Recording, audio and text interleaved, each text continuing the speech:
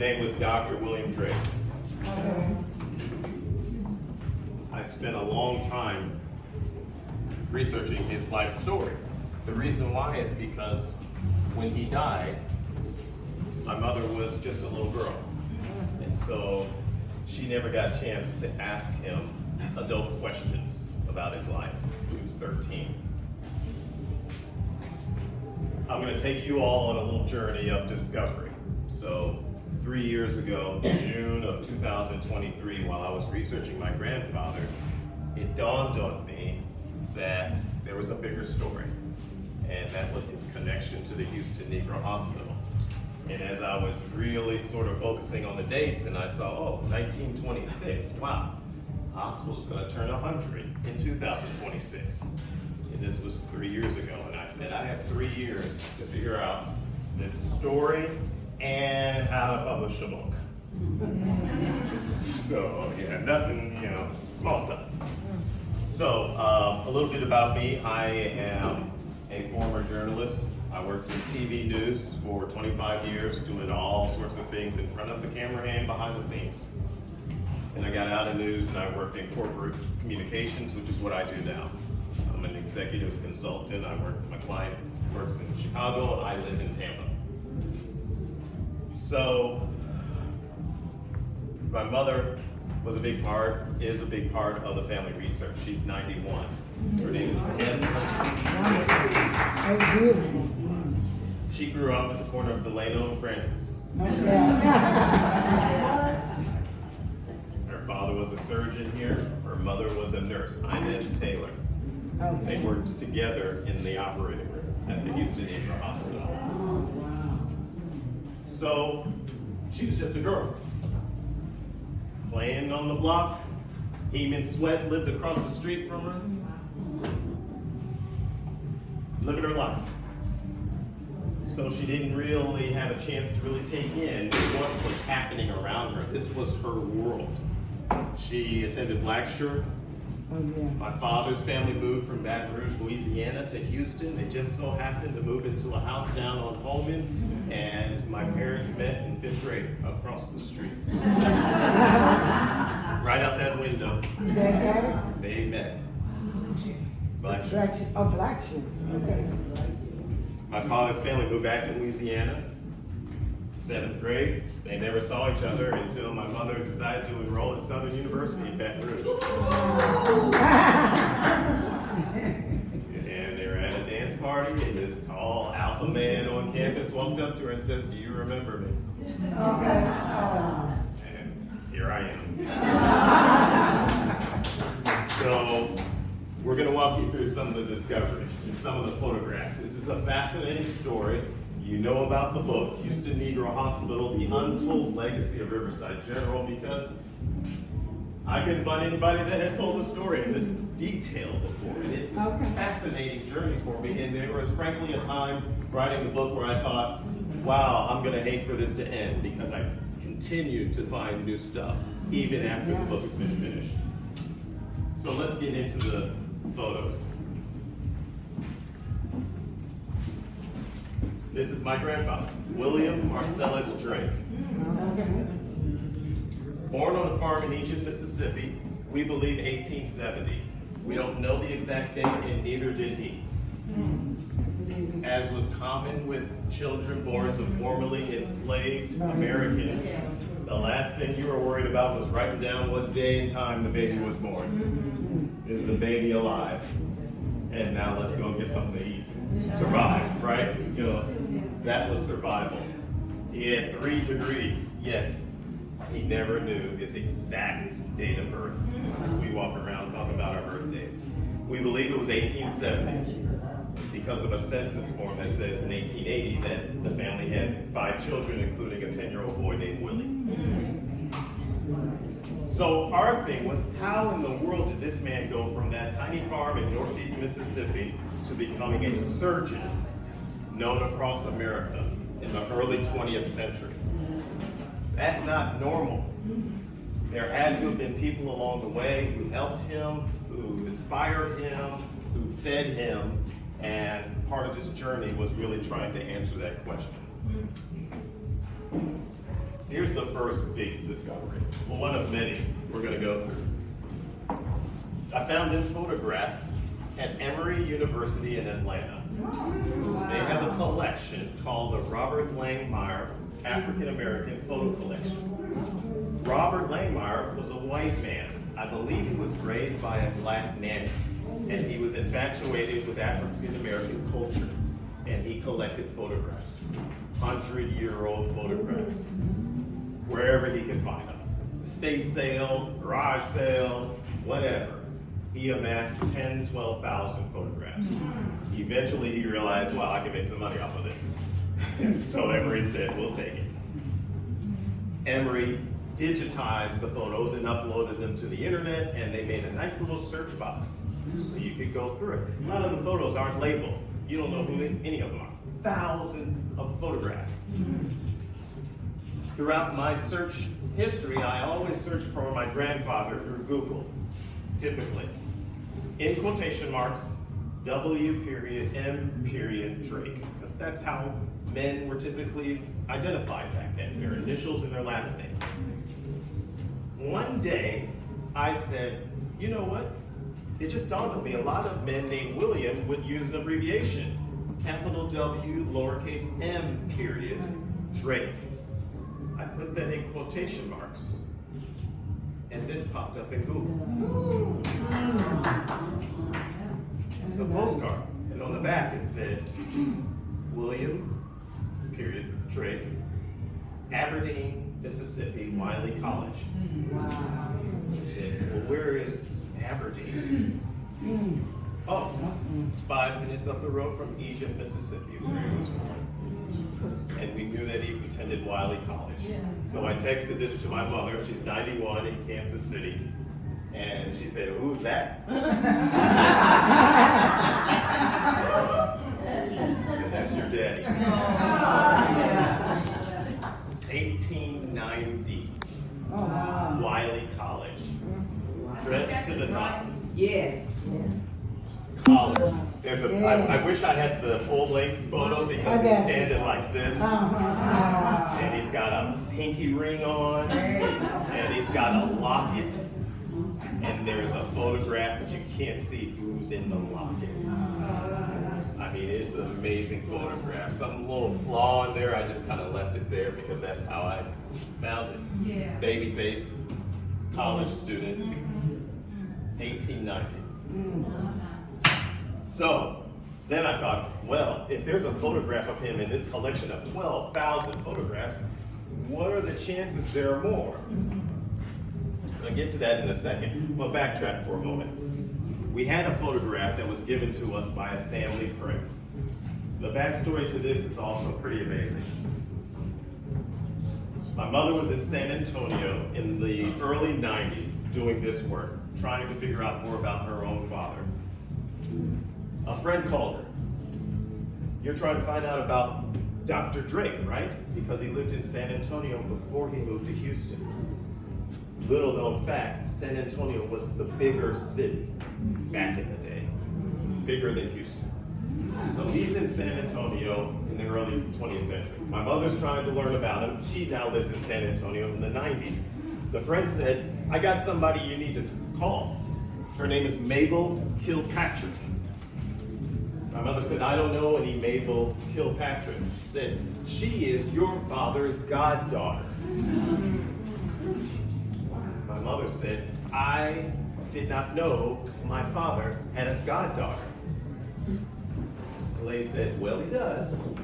And you better hurry up and go talk to her because she is 100 years old.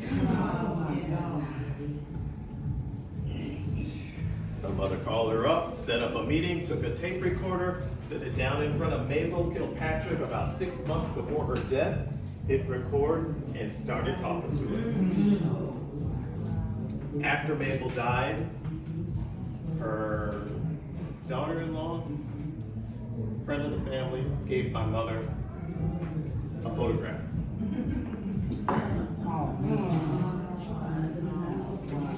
We're just getting started, folks.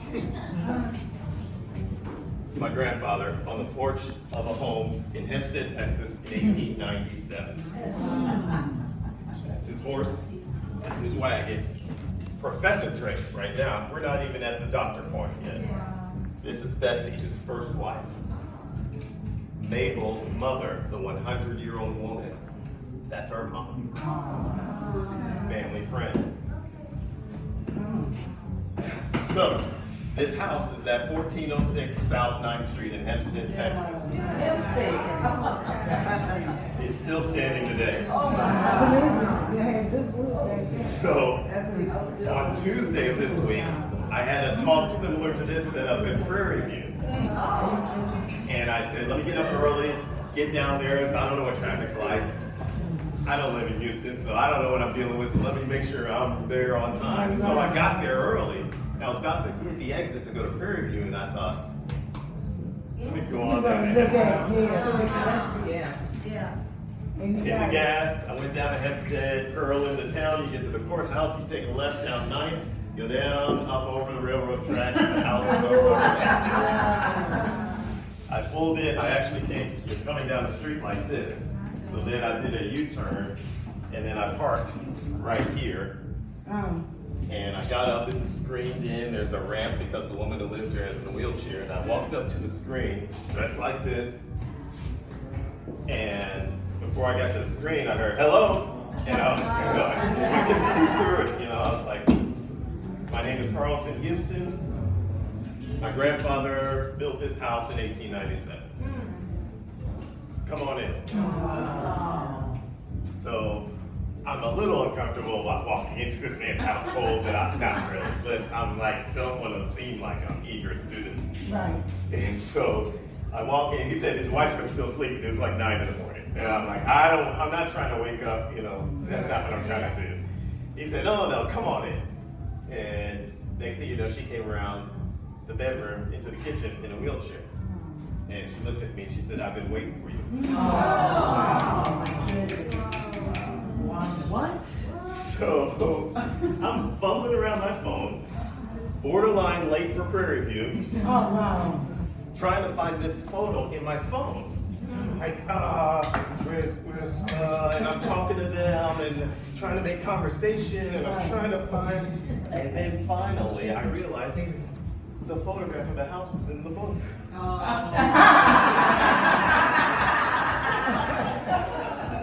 go out to the car, I give the book, I walk in there and I said, this is yours. And I hand them the book. She says, I'd like to pray with you. So next thing you know, I'm standing in this house Tuesday morning, late for Prairie View. And this woman is praying for me. Her name is Devlin Smith. She was gifted this house. This house is in another book called Waller County 101 Heritage Homes. Built by students at Prairie View for a Professor Drake and his wife Bessie Drake. Is the house still the same look? He says those cabinets are original because those windows over there are original. Let me take you to the bathroom. That thing hanging over the toilet, that's original. He says the attic is big enough to stand up in. I said, what's in there? He said, I'm not going up in there. I said, well, I'll be back. So, yeah. Incredible story. 1897. He was the principal of the colored school in Hempstead. Built that thing up, got it to the point where they finally started graduating class. I have the invitation. 3 or 4 students, now seniors, graduating from a high school in the late 1890s. Then, for some reason, he said, I quit. He and Bessie sold the house. They were college sweethearts from Wiley. She might have been in the locket, as far as I know. Oh, okay. And they went back to Marshall. They left Hempstead against the wishes of his friends, I read later. They went to Marshall. She stayed in Marshall to teach. He continued on to Nashville, Tennessee, and enrolled in Meharry Medical College.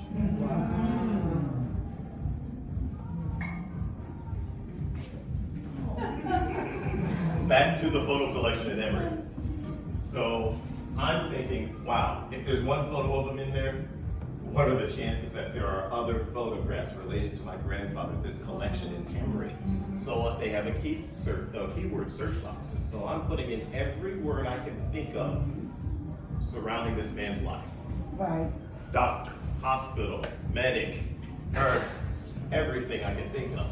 Then I typed in the name Bessie, the name of his first wife, not my grandmother. This popped up. On the back it said, from Bessie. Distinctive eyebrows, big eyes. Sent the picture to my mother. She said, who's that? And I said, that's your sister, Wilhelmina. Wilhelmina, named after her daddy, William. She was born in 1908. After my grandfather got out of Meharry, he returned and reunited with Bessie and Marshall at Wiley. And he told his friends, I'm gonna build a hospital. And his friends told him, that's impossible. So he built a hospital. He took out a one-story house in 1905, had a second story placed on top of it, furnished it, had fundraisers, put his own money into it, and created a hospital. He was the dean of nursing at Wiley now, graduate of Meharry, Dr. Drake. And Wilhelmina was born shortly thereafter. My grandfather and Bessie had been childless for 10 years before the birth of Wilhelmina. His specialty was surgery and the removal of fibroid tumors. And then Wilhelmina was born. It's in the book. So I kept searching more keywords. Hospital. This photograph popped up. These discoveries weren't like instant discoveries because there are no names on the photographs. So I have to take a closer look at the photographs and go, oh, there's my grandfather. Mercy Hospital was the teaching hospital for Meharry in Nashville. If you're a medical student and there was word on the street that a surgery was happening, you got your rear end on the trolley and got across town to the hospital so you could watch. Another funny story, in the early days of Meharry, these derby hats and these long coats, boots and gloves, the president of Meharry called an emergency meeting of the students and said, y'all, I got benefactors and folks wanting to donate money to Meharry, and they get here and they see how you're dressed and they think they don't need to donate to you. So the students are like, duly noted, get rid of the long coats and the fancy hats. Need you guys to look like you guys are broke. Remember, he's a 35-year-old former school principal who just sold a house in Hempstead. Oh, yeah. Right. $500, I think, was the cost for that house. Yeah. So I keep putting in more keywords, and I put in words like doctors. And this popped up. So this one was labeled, Emory labeled this one, doctors and nurses in an operating room. That's all I had to go on. So I'm sitting there studying faces.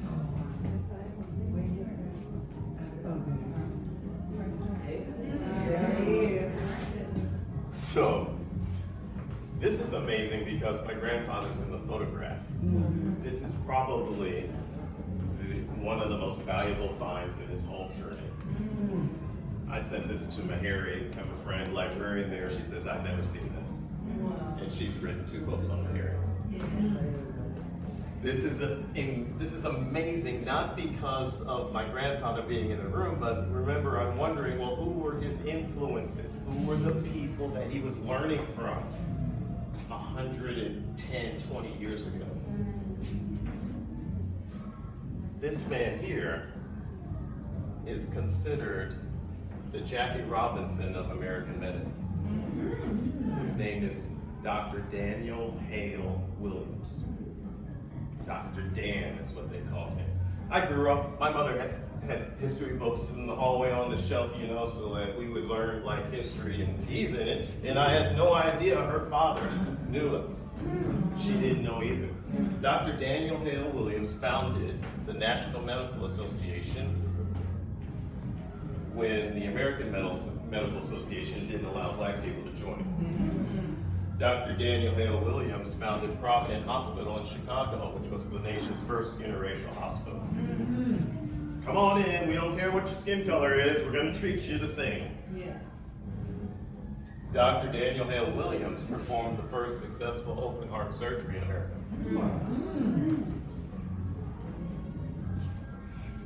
Dr. Robert Boyd, Nashville, also co-founded it with Dr. Lottie Blake, first black woman physician in Alabama.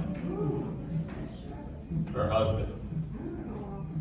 She taught at Meharry. There are other people whose names I'm missing right now. Meharry. Answered a lot of questions for me. Okay, let's get into the Houston part. Houston Negro Hospital is not the first hospital for black people in Houston. Oh, it was Union Jeremiah.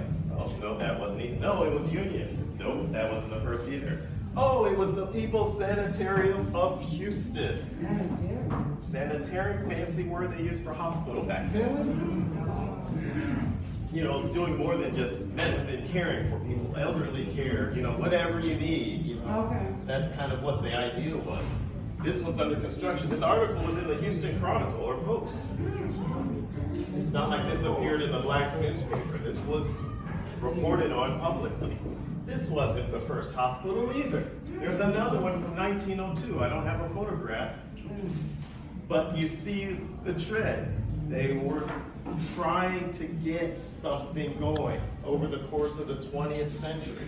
Do you A remember the hospital. name of the hospital in 1902, you said? 1902. Before this one?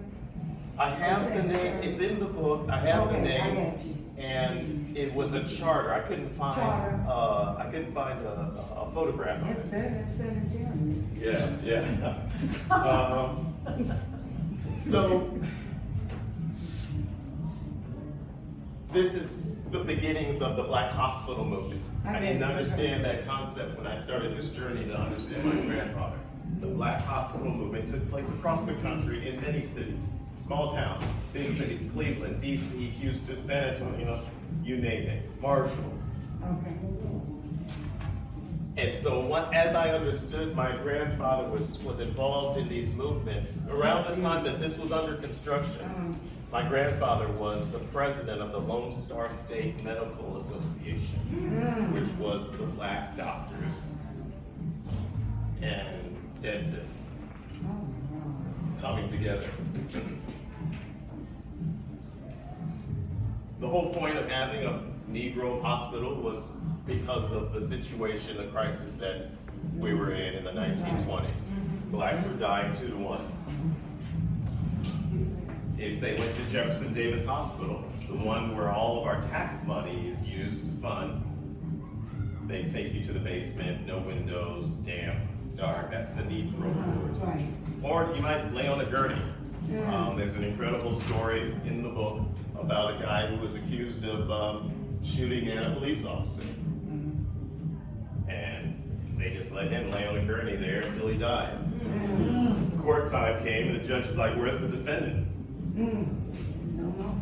The investigators are like, where is he? They don't know. They go to the hospital. The hospital's like, he's dead. They didn't even know where he was. Oh, wow. Clifton Richardson, whose grandson I met yesterday at Gregory for the first time, he was the newspaper editor. He called Jefferson Davis a death house. So you had 2 choices. If you were sick, you could go to the death house, or you could die at home. That was it. Just that home. So that's how we got this. Houston Negro Hospital. This photograph was funny. Yesterday as I was talking, said this photograph is now 100 years and 1 day old. This is like probably the day before. And the reason why I say that is because there's a wooden riser here with steps, and that's where the camera is that takes the photographs of the dedication 100 years ago today. Okay.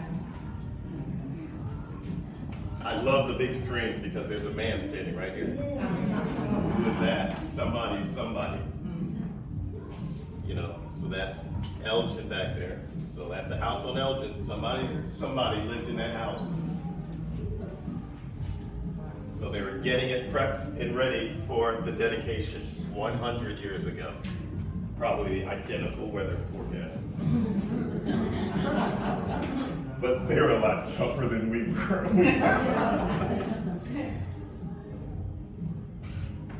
So many people are surprised when I tell them a white man built the Houston Negro Hospital.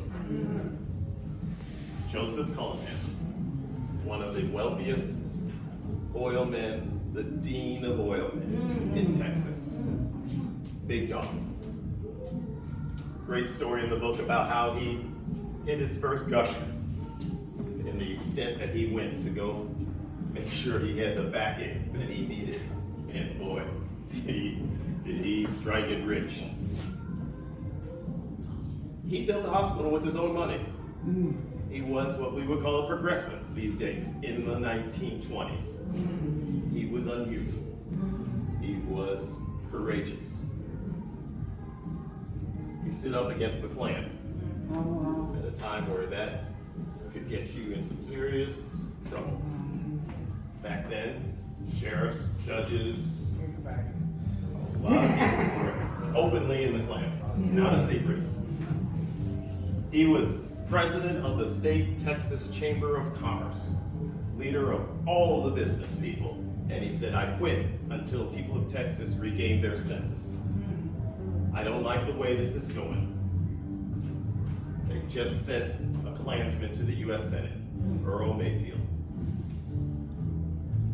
So he took a stand, but not only did he take a stand, he had the power and the money to take a stand and put his money where his mouth was. It's one thing to say, I don't like the Klan. It's another thing to go toe to toe. So a lot of people say, well, why did Cullinan build a hospital? One of the reasons was his son, Jack. This is Lieutenant John Home Cullinan. He was the oldest boy in the Cullinan family, heir to the throne, the Cullinan Empire. I didn't mention Cullinan owned Texas Oil, founded it, and that later became Texaco. That's who this man was. This was the oldest son. He goes off to fight in World War I. I believe he led a transportation company or something like that. I mean, his father was probably powerful enough and knew enough people in Washington to say, make sure my boy makes it back home. Served his country in World War I, came back, and he survived the war, but he got sick on a business trip and died at a young age, 26. There is a narrative out there that Jack led a troop of black soldiers, or maybe something happened and some black soldiers protected them, saved them, helped them some kind of way. It's a great narrative. I don't have that as a fact. It could have started and just blossomed and is still alive 100 years later, or maybe that's what happened. Regardless, you can imagine Joseph Cullinan, the father, was proud of his son's service and in mourning at the loss of him at such a young age. So the hospital was built in his memory. So the father is thinking, okay, I'm gonna do this because I see what's going on at the hospital, Jeff Davis. I see with segregation. I see that, he's a progressive. He's from Pennsylvania. And he sees what oppression is like firsthand. He doesn't turn a blind eye to it. He says, I want to do something about it. So that's kind of how the idea of the hospital starts to take shape. He'd actually been supporting the Black hospital quietly, without headlines, before the Houston Negro Hospital was built. So he commissioned the bronze plaque that you've heard about in New York. This building erected in 1926 in memory of his son, Lieutenant John Halm Cullinan, one of the millions of young Americans who served in the World War to preserve and perpetuate human liberty without regard to race, creed, or color. It's dedicated to the American Negro, to promote self-help, to inspire good citizenship, and for the relief of suffering, sickness, and disease amongst them.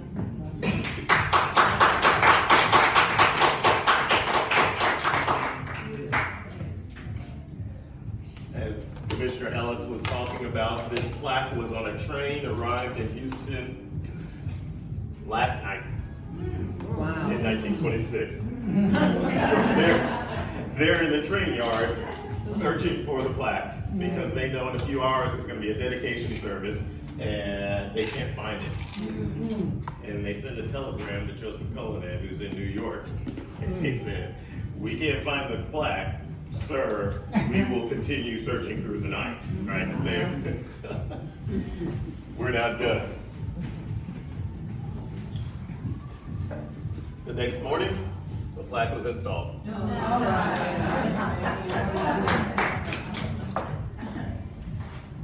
In a matter of hours.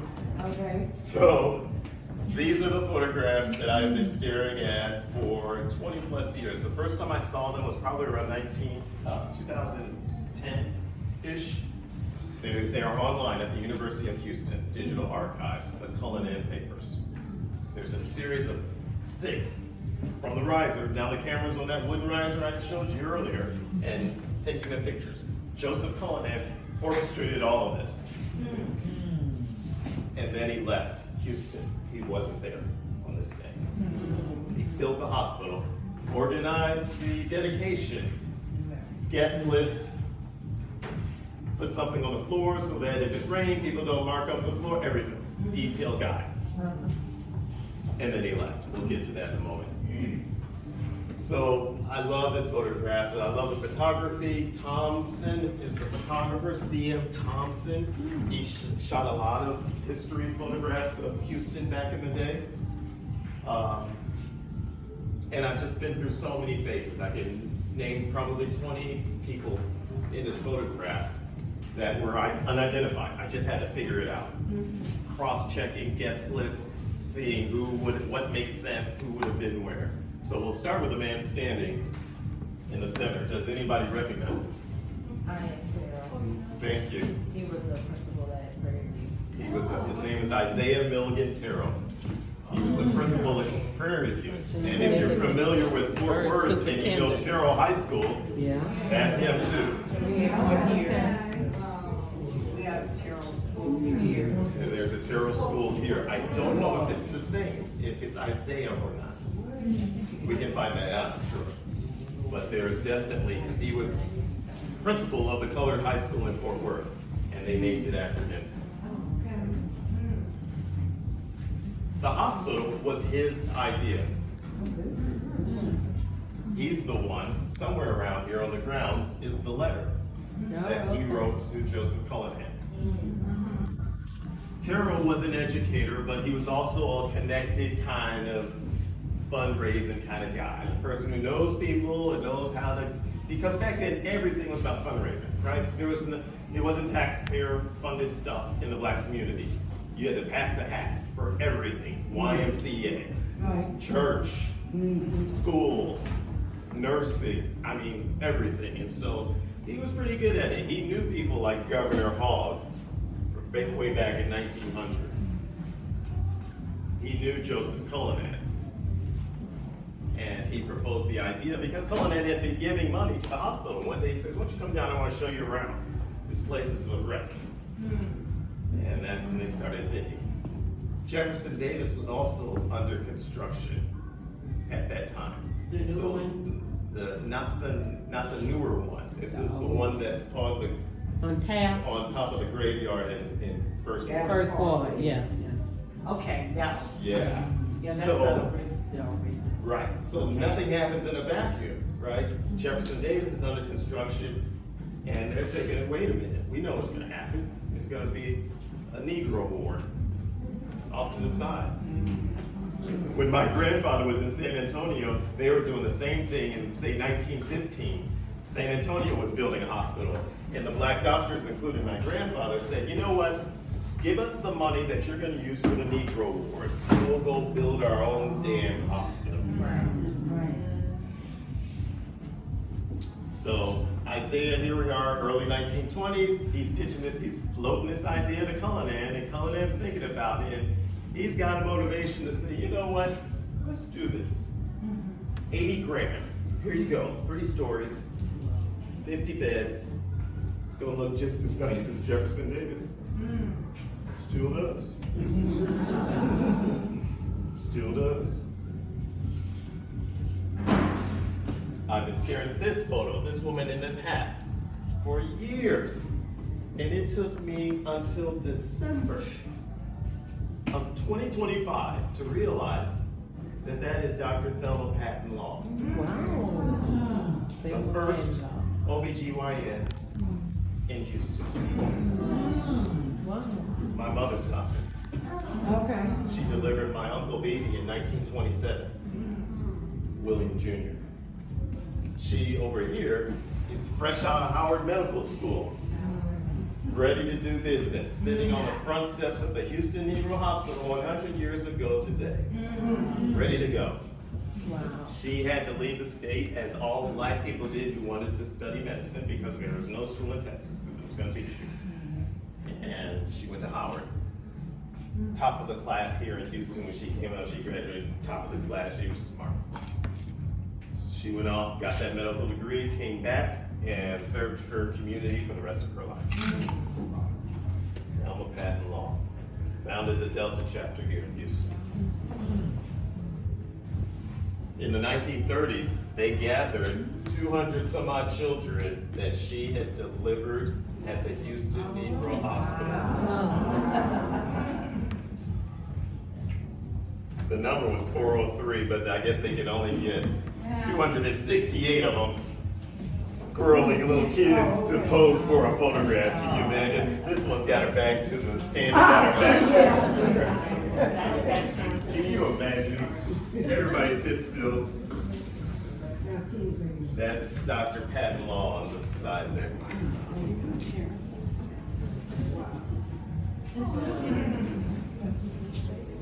It's a great story. Joseph Botley. He is the first child born at the Houston Negro Hospital. Wow. May 21st, 1927. So, this is a fascinating story because, I mean, he represents what the hospital meant. You think about maternal care. My mother was born at home, right there at Delano and Francis. Her father was a surgeon, her mother was a nurse. She was born in the middle of the night at home. So still, that was 1934. So this is 1927, before that. Many blacks had never been to a hospital. Many blacks had never had a doctor deliver midwives, right? So maybe there were some health issues. Helen Botley already had a child. This was her second child. And there may have been some health issues. So she wrote this handwritten note to Joseph Cullinan, the man who built the hospital, and the staff. And she says here, I'm praying that my son may someday be a worthy man and that he may someday be considered with the hospital as a member of its staff. Very truly, Helen Botley, mother, 4519 25th Street, Augusta Edition, 5th Ward.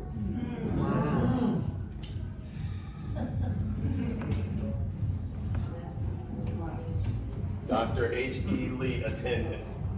I mentioned that yesterday at Gregory's school, and 5 of his nieces jumped up out of their chairs.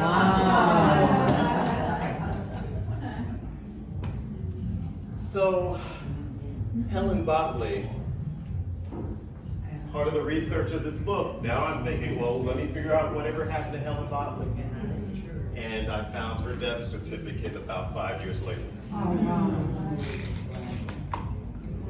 So that made me wonder, Joseph never really knew his mother. Did Joseph even know that he was the first child born at the hospital? Ooh.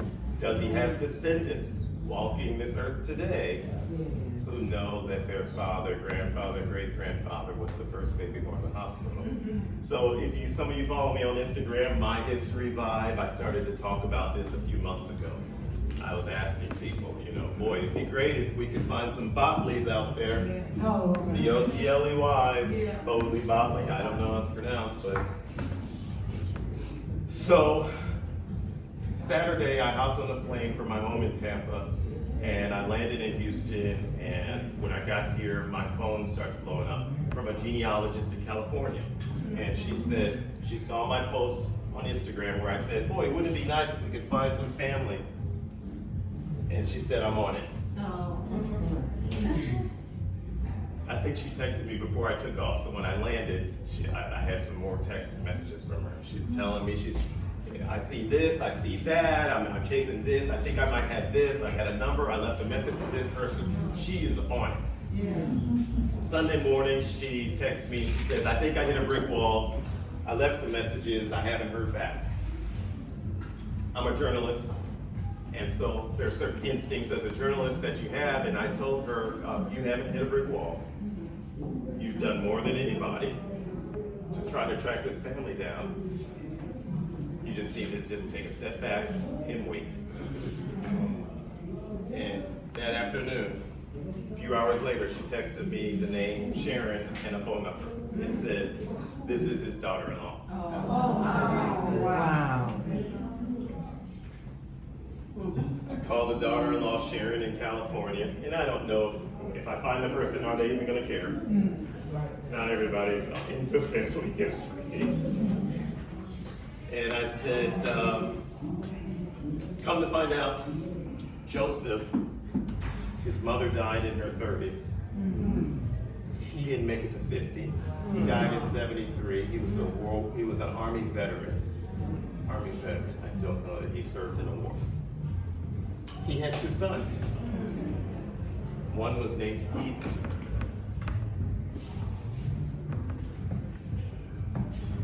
Joseph Stephen Cullinan.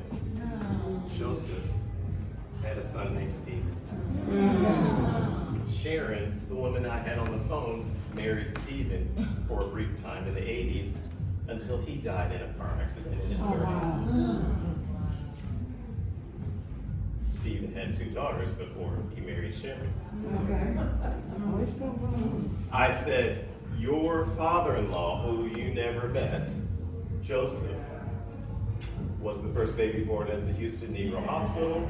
I'm in Houston right now because the hospital will turn 100 on Friday, and she just went quiet. Wow. And she said she had just been thinking about his son Stephen a lot lately. Wow. Before I called Awesome. on Sunday. She knows, so she's not a Botley, right? She married his son, but she knows, I think she still has contact with one of 2 daughters and was going to work on that.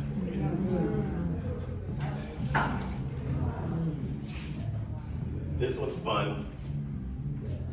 There's a woman, the photographer took a series of photographs. I love these photographs because it wasn't like everyone stand up and pose and smile. Just take a picture and let me see what's happening. Yeah. So here we are having a good old time reading body language. Charles Jackson, one of the founding physicians. This woman, I love her. She's got the hat on, she's got the church fan. The fan, she's waving the fan on one, in one picture she's waving the fan. In another photograph, the fan is facing down. In another photograph, the fan is facing up. Right. So now I'm curious. What's on the fan. Trying to read the fan. Yeah. Anybody? Jackson. Look like Jack, yeah, Jackson. Eldridge. Eldridge Jackson. Jack. I don't know what the first is. Mrs. Miss Eldridge MRS. Jackson. Anybody? Jackson? Jackson? Eldridge. Funeral home? Jackson Funeral Home. Eldridge. And then I had another source, Houston Public Library. This is an incredible book, PDF version, electronic, so I'm able to look at it at home, every page, hundreds of bios of Houstonians. Blanche B. Jackson, the woman under the hat.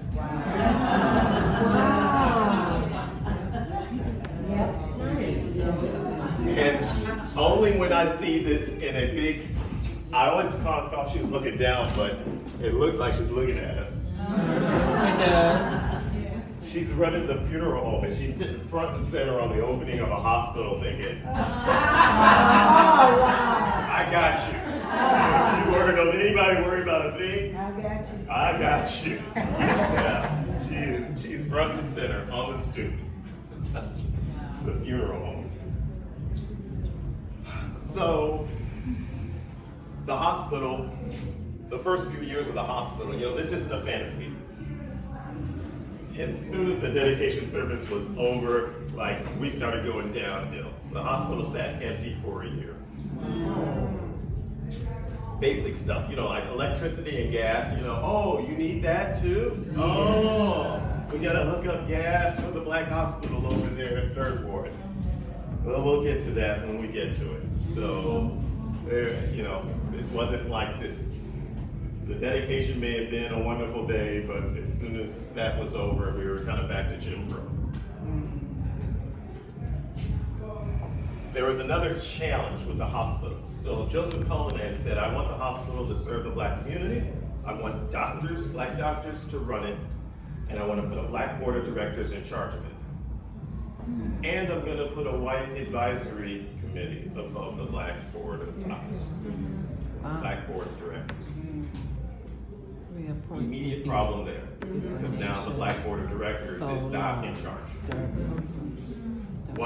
This is 1929. Whites dominate the Negro Hospital. Measure strikes at the Southland. Colored board is figurehead, situation bad. White advisory committee, Houston Negro Hospital, rules with iron hand, ignores and overrides all acts of Negro board. And then it goes on to say it gives slaughter unlimited power. Negroes seek Bright's dismissal. Gives slaughter unlimited power. Negroes seek Bright's dismissal. This is John Slaughter. This is Margaret Wright. Rubble. Wow.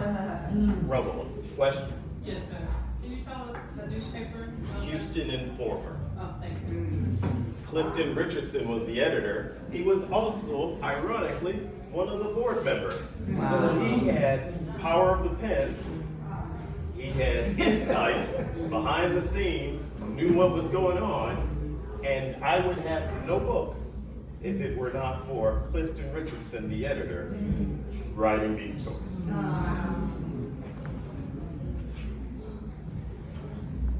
Wright and Slaughter are really important to the story, maybe not for reasons that you're hoping. This was the first black board of directors. Anybody recognize the face? Go ahead, guess. There's nothing wrong. Everett, union guy, longshoreman. Charles Love, newspaper editor.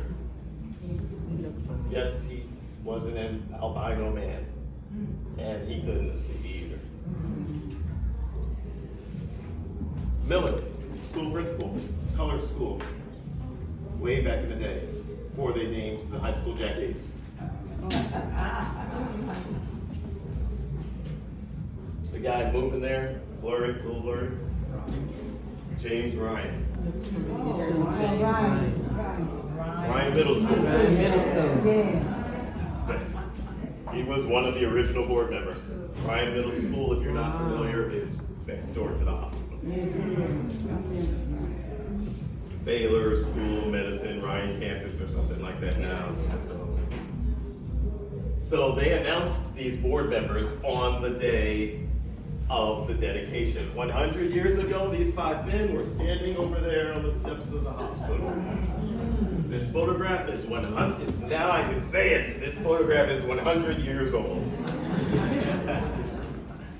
I love look at the photography, look how detailed. Yes. Clear it I'm is. telling you. Yes. So there's Isaiah Milgantero here. You can see nurses trying to get a look in the doorway of the hospital there. Wow, that's coming through the walls. Really. Wow. It came real good through the wall. Oh, that's Oh, is the door open? How you doing? good. Okay, the all-black board of directors. Eventually, these guys are the ones who quit. They're business people, so there was a rule that says no black doctors can be on the board. So they had businessmen and educators or members of the board. They got full-time jobs. And now they're sort of being tasked with running around sort of selling subscriptions, which is insurance policies to black Houstonians for $6 a year. And that's a lot of money. That's a week of pay for a lot of people.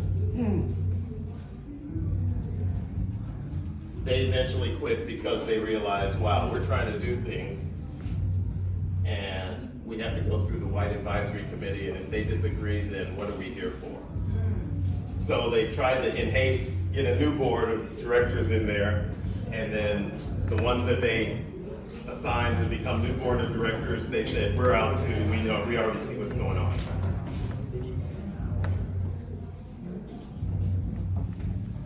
Then you might think, well, who's this?